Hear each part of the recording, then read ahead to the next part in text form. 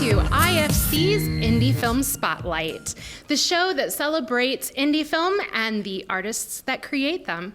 I'm your host today, Michelle Lassiter, and I'm standing here with Charles, tell me how to say your last name again. Caracciolo. Caracciolo, who just made an amazing documentary film. Tell us the title. It's called We Were All Nobodies.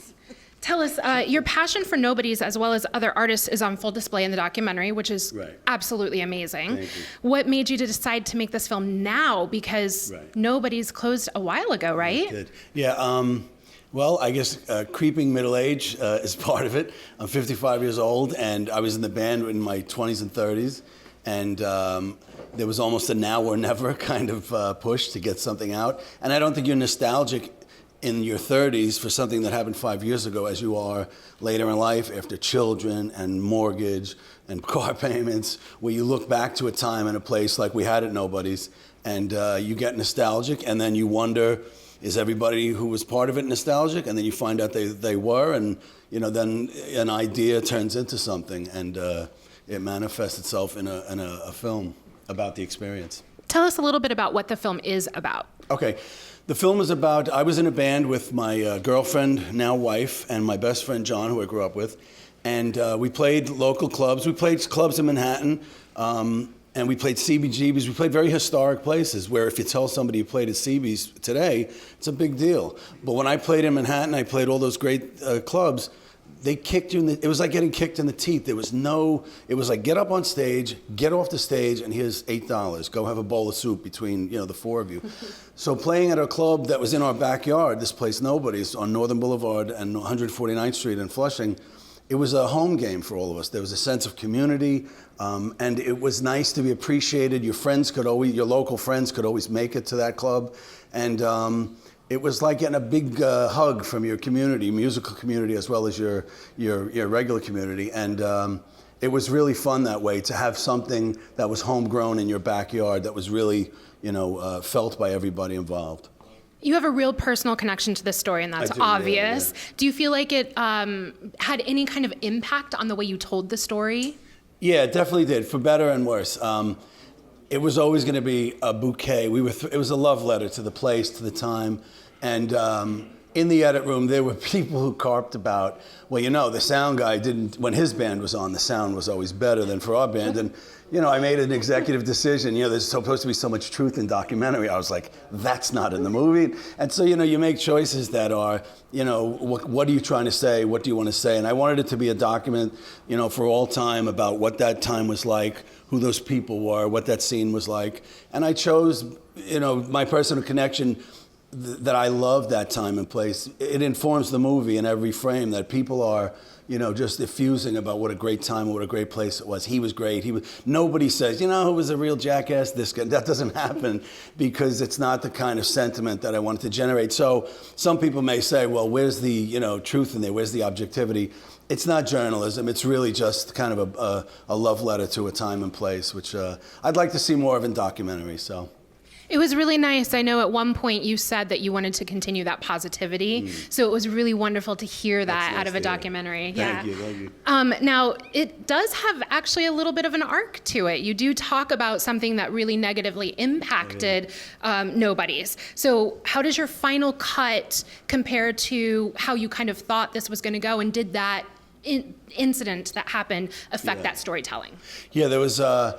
It was in the edit room and amongst the production team, we had arguments about, there was a death of a law enforcement officer, which was tied to the club, without giving away too much. And, it was going to come just based on the chronology of the story. It was going to come in like the third act. And, I thought, wow, man, after 58, 60 minutes of glee and just, absolute, high, it was going to come crashing down. It coincided with the end of the club's era.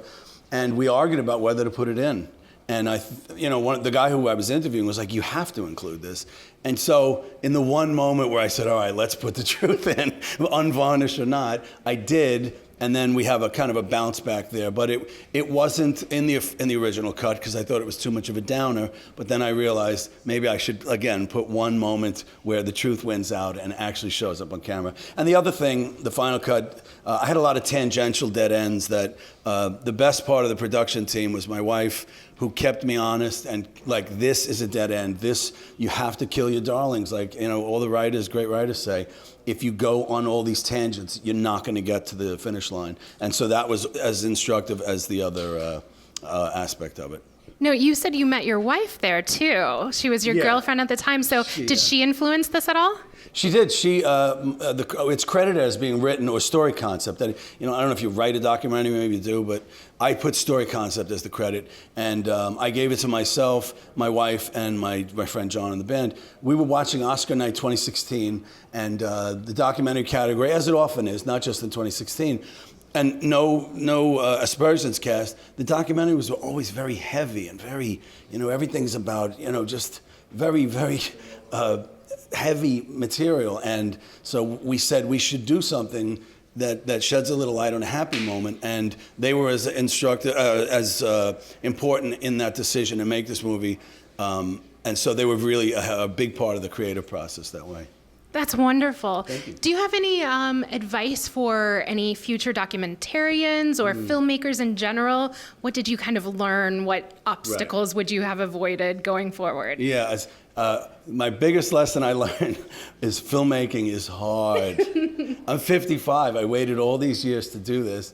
And the second thing I would say is I'm a video editor by day. And so in the edit room on projects that I'm working on, I hack like a lumberjack. I mean, I take things out. I'm like, this needs to go, this needs to go, this needs to go. And then they made a 70-minute movie that could easily have been 55.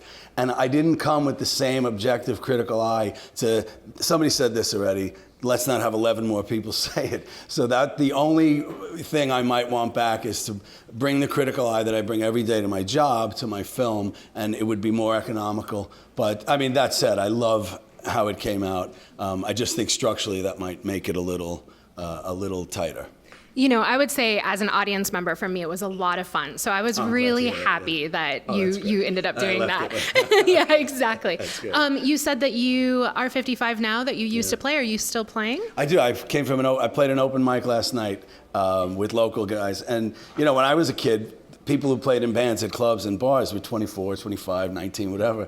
And now every place I play, it's guys who are 48, 50, 56, you know, wailing out, thrashing through punk rock. And I imagine if I could get out of my body, I'd be like, wow, this is pathetic. But thank God I stay inside my body and I don't say that.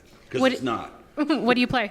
I play the drums. My wife played the bass and my friend John played the guitar. We were a trio. And are they still playing with you? We did a gig. We premiered the film in September at Flushing Town Hall. Down the block from the original Nobodies and 100 feet away from the old movie palace, the RKO Keith's, one of our big touchstones cinematically in Flushing. And the next night we played at a local pub in Flushing. The three of us regrouped. And because we can't hit the high notes anymore, we enlisted my two sons to sing.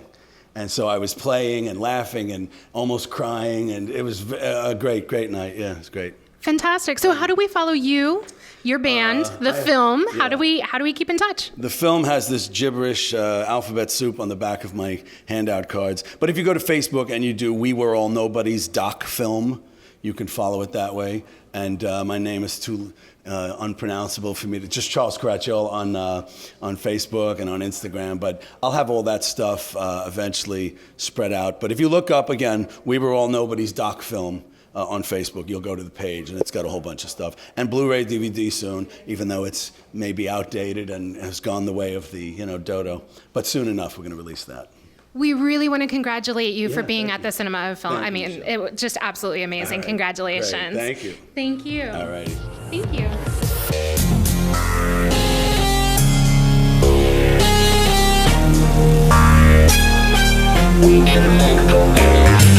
you.